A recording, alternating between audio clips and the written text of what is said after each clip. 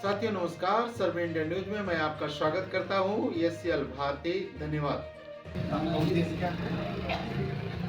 मेरा उद्देश्य ये है कि मैं जिला पंचायत चुनाव लड़ना चाहती हूँ, वार्ड नंबर 20। तो मैं ये चाहती हूँ कि बहन जी के माध्यम से मैं लड़ना चाहती हूँ। नमस्कार।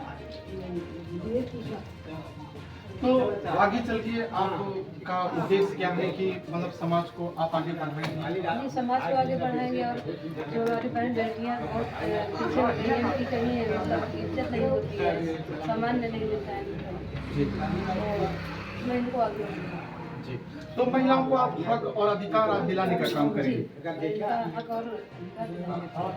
चलिए ठीक है, बहुत बहुत धन्यवाद। तो आप किसको चुनाव वोट किसको करेंगे?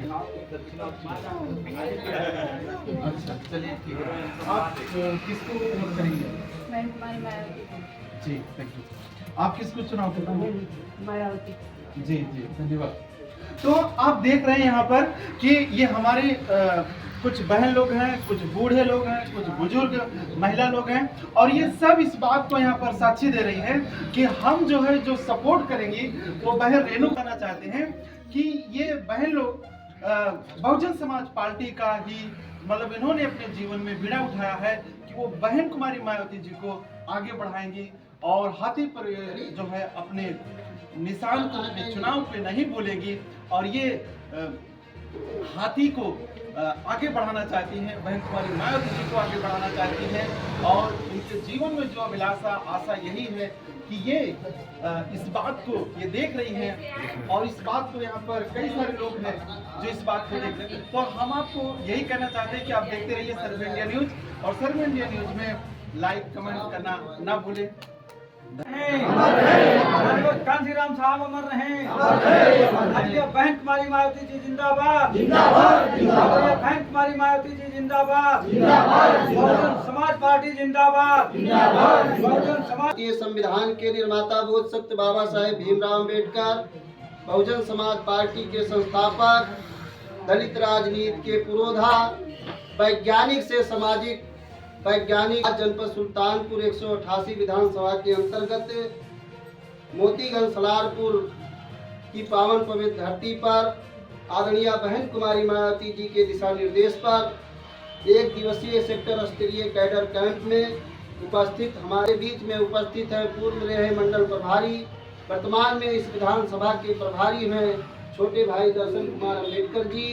दूसरे हमारे साथी जो बहुजन के कारवां को आगे बढ़ाने में कंधे से कंधा मिला करके इस जोन को देख रहे हैं भाई, जो इस विधानसभा के प्रभारी हैं छोटे भाई उदयराज गौतम जी, और हमारे बीच में उपस्थित विधानसभा अध्यक्ष जो इस सुल्तानपुर विधानसभा में संगठन को बाखूबी से देख रहे हैं, हमारे बीच में बैठे हैं छोटे भाई सियाराम भारती जी, और इस विधानसभा के कोषाध्यक्ष सम्मानित भाई श्यामलाल गौतम जी जो इस विधानसभा कोषाध्यक्ष हैं।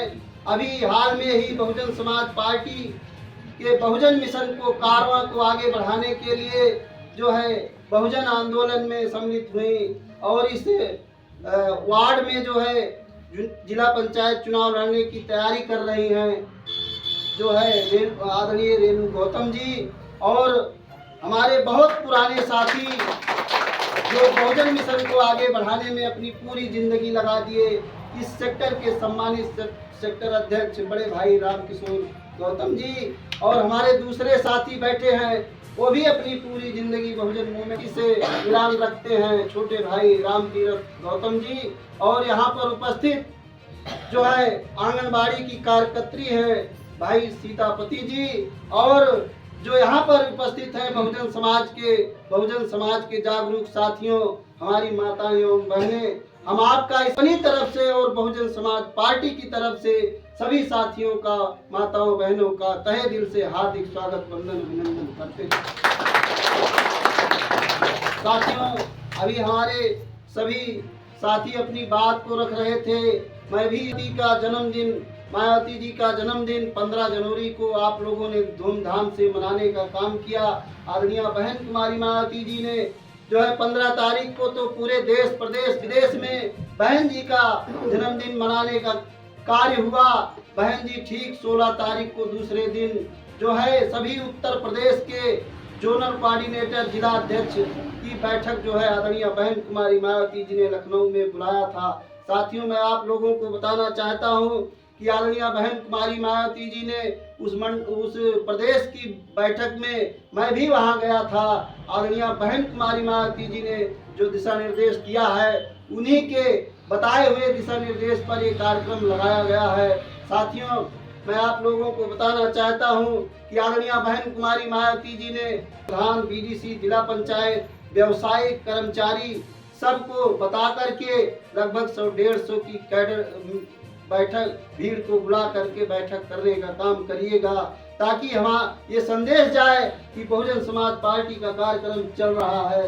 लेकिन मैं आज तीसरी मीटिंग कर रहा हूँ। 2 मीटिंग हमारी कल परसों में गांव के लोग रहेंगे, वहां इकट्ठा होने का कार्य करेंगे। लेकिन साथियों, हमारे अध्यक्ष जी ने मीटिंग यहाँ रखा है, यहाँ लोग तो आए हैं लेकिन कमेटी हमारी नहीं आई है।